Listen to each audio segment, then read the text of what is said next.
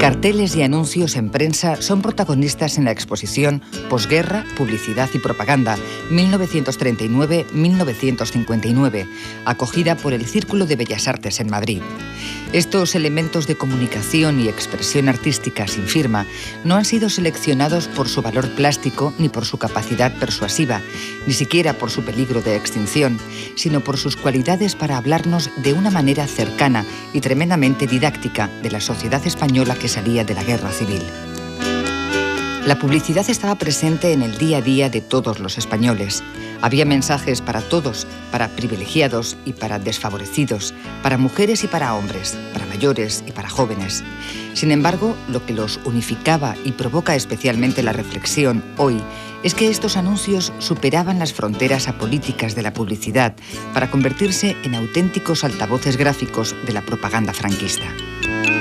Me interesa resaltar que los carteles originales que se muestran, bien, el cartel publicitario por excelencia, por su propia naturaleza, es efímero, se hace ya para durar poco y pues efectivamente no se han conservado todos, se han conservado algunos gracias a ese tesón y a esa búsqueda incansable de coleccionistas privados, pero se han perdido muchos, son vestigios dispersos. En cambio, los anuncios de la prensa se conservan prácticamente en su integridad porque hay instituciones, las hemerotecas y muy en concreto la Hemeroteca Municipal de Madrid, que es donde yo he realizado la investigación, y ahí están todas las revistas y todos los diarios de aquellos años, que son muchos, hay muchos diarios, muchas revistas especializadas también, por ejemplo, de espectáculos, de cine, dedicados a la mujer, y realmente están las colecciones muy completas. Y entonces me ha sido posible hacer un análisis exhaustivo de los anuncios que se publican en la prensa, y ahí creo que está en gran medida, ahí se puede tomar el pulso de lo que fue la vida cotidiana de aquellos años, se ve cómo eran las condiciones materiales y también morales de la población, y se extrae muchísima información sobre cómo era la vida y también los sueños de los españoles de aquellos años.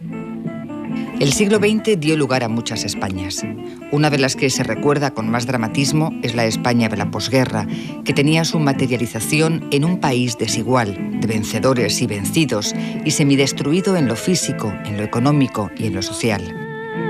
Sin embargo, la vida seguía, y para que así fuese tenía que funcionar la economía cotidiana, la del día a día, la comercial.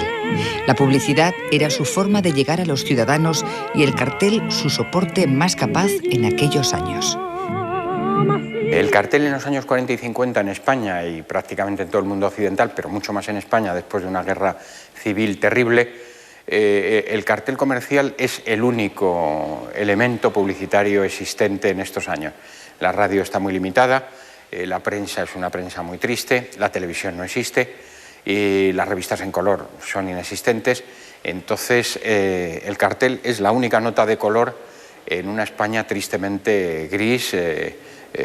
muy amputada económica, políticamente, ideológicamente, socialmente, culturalmente.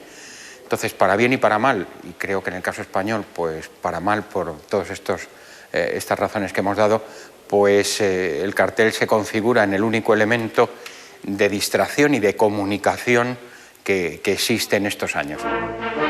Tras la finalización de la guerra, el nuevo régimen quería levantar una España renovada sobre viejos presupuestos religiosos, imperialistas y raciales, e hizo de la publicidad una vía privilegiada de propaganda.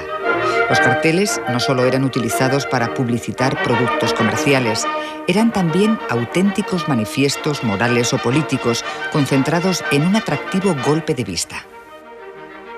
También me ha interesado hacer establecer una relación que es muy íntima entre lo comercial y lo político, la propaganda política e incluso la propaganda religiosa. Se muestran bastantes carteles de convocatorias o rituales religiosos que se pegaban en las puertas de las iglesias y también esa propaganda política que estaba por todas partes, y realmente es muy interesante ver cómo la publicidad comercial recoge Los lemas y ese discurso franquista, por ejemplo, sobre las relaciones hombre-mujer, están en parte recogidas y se transmite ese discurso a través de la publicidad comercial. Hay carteles ideológicamente claros, en el sentido que son explícitamente políticos y tratan de hablar de un referéndum, del régimen que ha venido, de Franco, Franco, Franco, del país está resurgiendo, es un nuevo país el que ha surgido y hay una ideología política clara, porque son carteles políticos, o de que Franco ha librado a España de la guerra mundial que estaba teniendo lugar en toda Europa, pero luego en los 40 y 50 también asoman unos carteles de publicidad comercial pura, por así decir, en el sentido de que anuncian productos comerciales sin una conexión aparente con el mundo político. No hay una utilización política del cartel como ocurría en prensa, y en este caso es pues anunciando alimentos, anunciando perfumes, anunciando una bicicleta, anunciando unos tintes para la ropa. La estrategia publicitaria más extendida era la de vincular productos y fabricantes a los fundamentos ideológicos del franquismo. De esta manera se demostraba la recomendable adhesión al régimen de empresas y consumidores y se le aportaba el valor añadido de coincidir con los ideales de grandeza, pureza y moralidad que propugnaba dicha ideología. Tal era la dimensión de esta estrategia que las autoridades racionaban el uso de los símbolos franquistas para no incurrir en su banalización. Además, las autoridades también participaban a través de la censura, aunque la publicidad no fue uno de los ámbitos más controlados. Hay que recordar que absolutamente todo lo que se difundiese en el franquismo, tanto textos como imágenes, debían de pasar una censura previa y en concreto hay unos expedientes de censura plástica allí en el archivo de Alcalá que me han resultado muy interesantes y por las oficinas de censura pasaban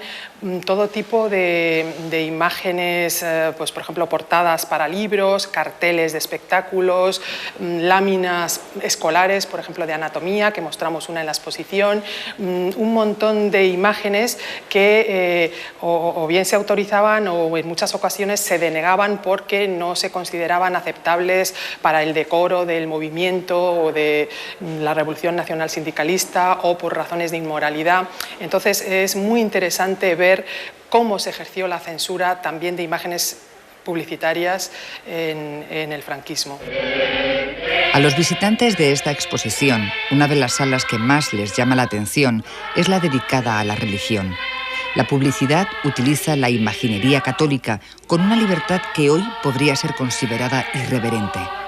Además, el mensaje religioso es uno de los pilares de la propaganda franquista. Los carteles son a veces elementos para reforzar el dogma, otras veces meramente informativos sobre fechas señaladas y otras muchas elementos de diferenciación y rechazo a la ideología roja.